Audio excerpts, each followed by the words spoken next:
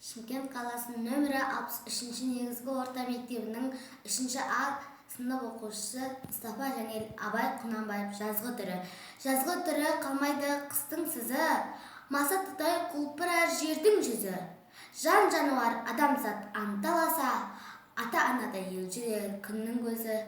Жаздың көркі енеді жыл қысымен, жайрандасып жас күлер құрбысымен. Көрден жаңа тұрғандай кемпір мен шал, шалбандасар өзінің тұрғысымен.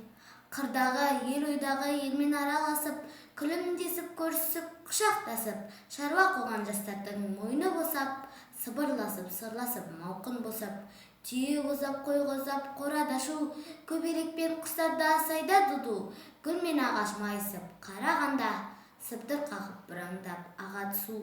Көл жағалай мамырлап қу менен қаз, жұмыртқа іздеп жүгіріп балалар мәз, ұшқыр атпен зырлатып тастағанда, жарқ-жұрқ етіп әленер көк дауылпаз. Құс қатарлап байлаған қанжық аға, қыз бұраңдап жабысып қылады наз. Жазғы жақсы киінер қыз келіншек, жер жүзіне өң берер гүл бәйшешек. Қырда тұрғай сайраса сайда бұлбұл, тастағы үнін қосар байғыз көкек.